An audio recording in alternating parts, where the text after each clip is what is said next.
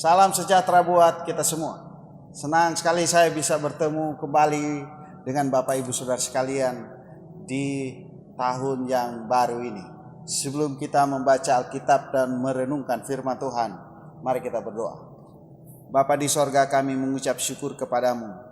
Tuhan berkenan mengaruniakan keselamatan, dan kami bersyukur kami dapat memasuki tahun 2023. Kami mohon rahmat-Mu, kasih sayang-Mu. Bimbing kami dengan firman Tuhan, agar kami kuat menghadapi berbagai tantangan di dunia ini. Ya Roh Kudus, berfirman-Lah, ampuni salah dan dosa kami. Dalam nama Yesus Kristus firman yang hidup kami berdoa. Amin. Saudara-saudara, pembacaan Alkitab kita hari ini 1 Tesalonika pasalnya yang ketiga, ayat 1 hingga ayat 4 firman Tuhan berkata, kami tidak dapat tahan lagi, karena itu kami mengambil keputusan untuk tinggal seorang diri di Athena. Lalu kami mengirim Timotius, saudara yang bekerja dengan kami untuk Allah dalam pemberitaan Injil Kristus, untuk menguatkan hatimu dan menasehatkan kamu tentang imanmu, supaya jangan ada orang yang goyang imannya karena kesusahan-kesusahan ini. Kamu sendiri tahu bahwa kita ditentukan untuk itu. Sebab juga waktu kami bersama-sama dengan kamu, telah kami katakan kepada kamu bahwa kita akan mengalami kesusahan. Dan hal itu seperti kamu tahu telah terjadi. Tema renungan kita hari ini, kesusahan jangan menggoyahkan iman.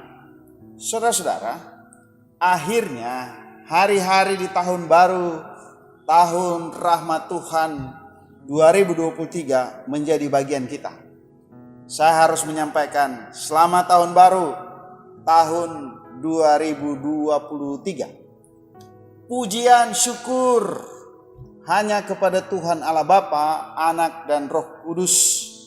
Kita dapat melewati tahun 2022 dengan berbagai kesulitan, kesedihan, penderitaan, atau disebut kesusahan yang disebabkan antara lain pandemi COVID-19, bencana alam.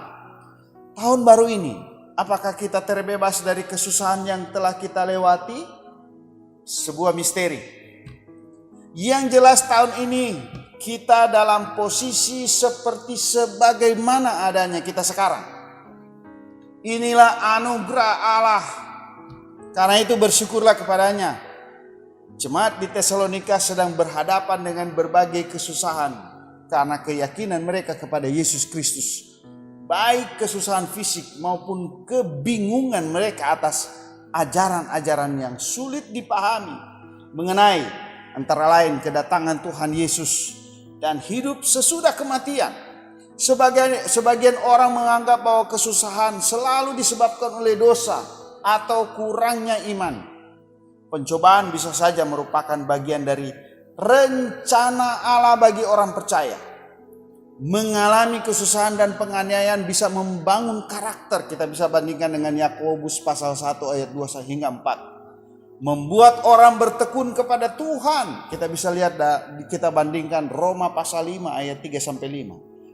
Dan membangun kepekaan orang beriman terhadap orang-orang yang juga menghadapi kesusahan. Kita bisa bandingkan 2 Korintus pasal 1 ayat 3 sampai 7. Yang bagi umat Allah pun masalah tidak bisa dihindari atau kesusahan tidak bisa dihindari.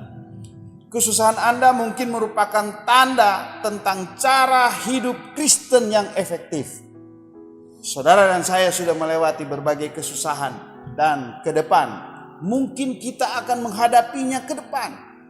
Karena itu mari kita belajar dari bagaimana Rasul memberi kekuatan kepada orang Tesalonika dengan memahami kesusahan sebagai bagian dari kehendak Tuhan untuk kita berkarakter Kristus yang setia, menderita di dalam Tuhan, membuat kita bertekun dalam penderitaan dan menjadi peka membantu mereka yang menghadapi kesusahan. Selamat tahun baru NKB 47. Telah datang tahun baru.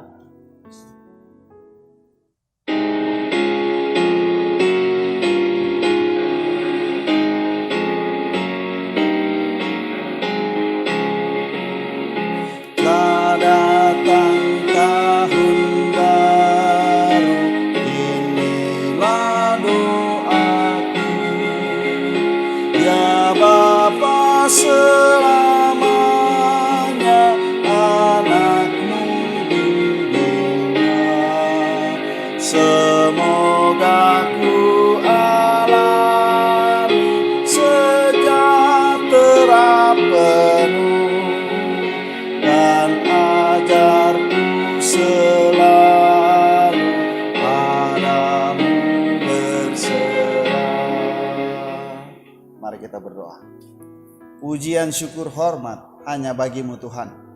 Kami siap menghadapi berbagai tantangan di segala bidang bersama Tuhan. Kami bersyukur atas semua yang Tuhan anugerahkan bagi kami. Latihan dan berbagai anugerah yang Tuhan mendidik kami. Karena itu tidak ada kata lain, bersyukur hanya kepadamu saja Bapa. Tolong kami Bapa untuk melewati hari-hari di tahun anugerah-Mu ini. Di dalam nama Yesus kami berdoa. Amin.